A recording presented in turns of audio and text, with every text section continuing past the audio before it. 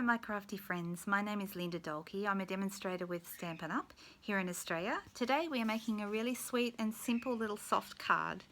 You will really like it. It's quick and easy and I hope you have fun with it.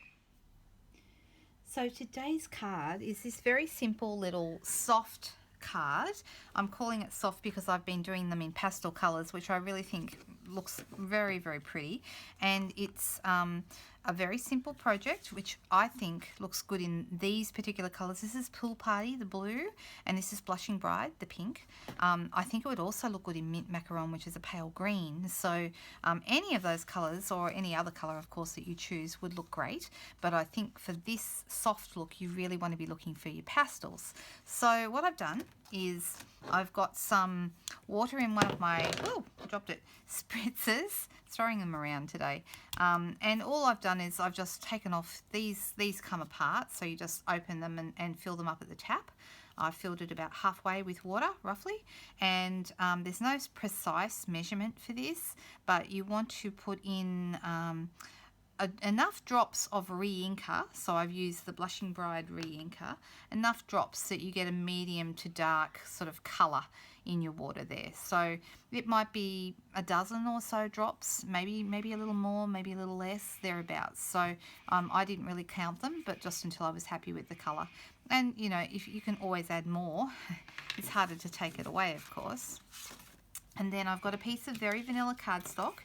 I've actually just folded in half to make my card base. So this is half a piece of A4 cardstock, or if you're using letter cardstock, just cut it in half and then fold it in half again, and that's your basic card size, okay, which would fit in a standard envelope. So that's ready to go.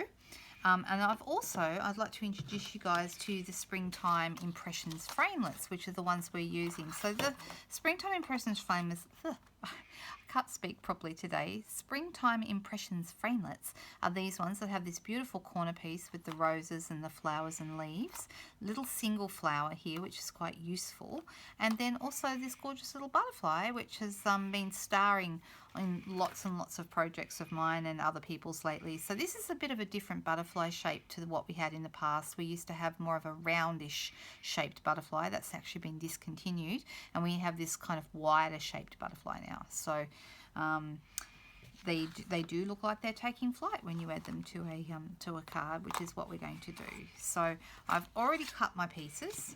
So I've got my corner piece already cut. I've also cut it in vanilla, and I've also got one butterfly also cut, and that's all you're going to need for this card. It's actually very, very simple, and then a sentiment to finish it off. But I'm just going to bring in a box, so basically just a small box. And I've cut the top off my box so you can see what I'm doing, but you can see it's just a normal box. You would normally just turn a normal little box on its side. A good size. This is actually a Stampin'Up box, one that I've received my Stampin'Up products in. So if you ever get any of these little boxes in your deliveries, then they're the perfect size. Even a smaller size down than this would work as well. You can use any size, but I find this is quite a convenient size. And so that you guys can see what I'm doing, I've just cut one side off the box, that's all. So I'm just going to lay my, and you can see it's got a little bit of a, it's popping up a little, and that is simply because I haven't used my bone folder.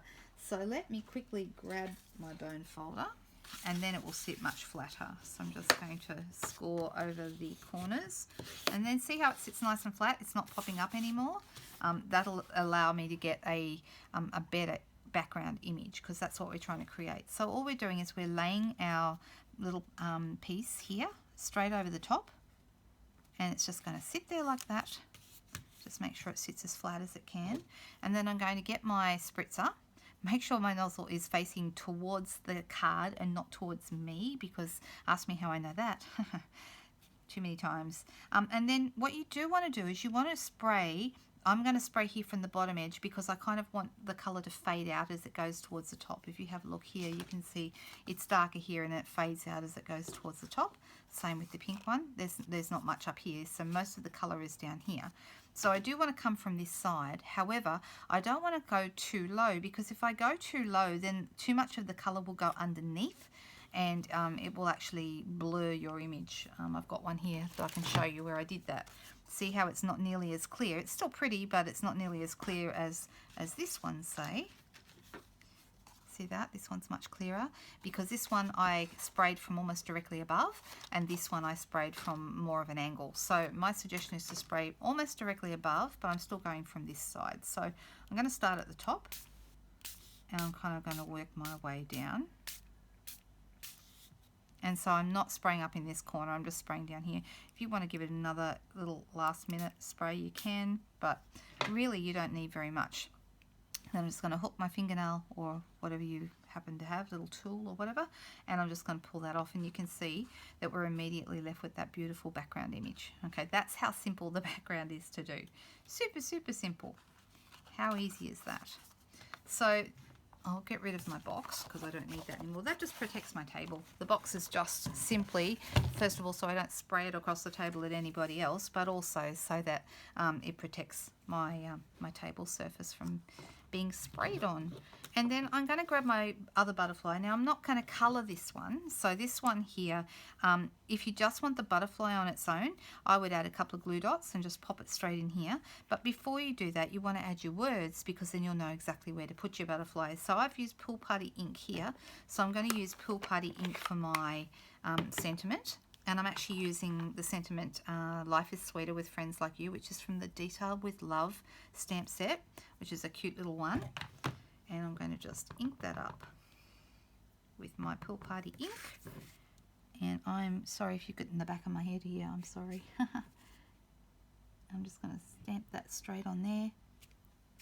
So you can just sort of see it popping out the top. So now that gives me a reference point where to put my butterfly. I don't want it up too high, I want it down further.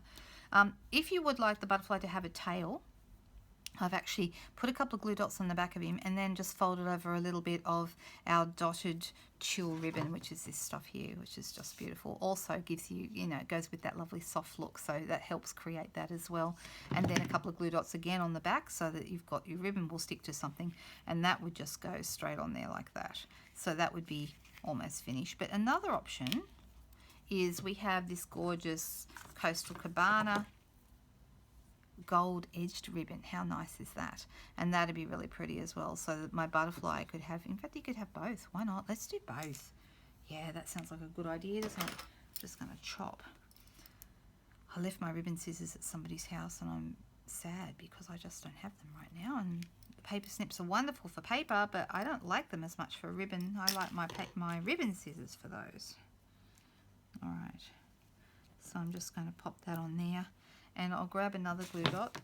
You've probably seen me use glue dots before. When you want to apply a glue dot, the easiest way to do it is to put your item onto the dot, and then when you take it off, the dot comes too, and that's the easiest way to use them. I might put a second one on just to make sure it's going to hold. So now I've got my ribbon, so I've got 2 dots of ribbon just for a bit of fun, and press it into place. And now that it's stuck in the middle, I can pop the wings up if I want to, which looks really, really pretty. And I could add some diamantes there in the middle. As you can see on this original one, I've added a couple of rhinestones there in the middle, and that looks really pretty as well. So there you go. That's how the card looks. These will be up on my blog. I'm just about tomorrow actually going off on the Alaska cruise with Stampin' Up over the incentive trip over in the States. So I'm heading off for that, but I wanted to get this video done for you before I go and introduce you to this beautiful framelit set. Aren't they lovely? So this is just a different way of using them, and I hope you enjoyed that. Thanks.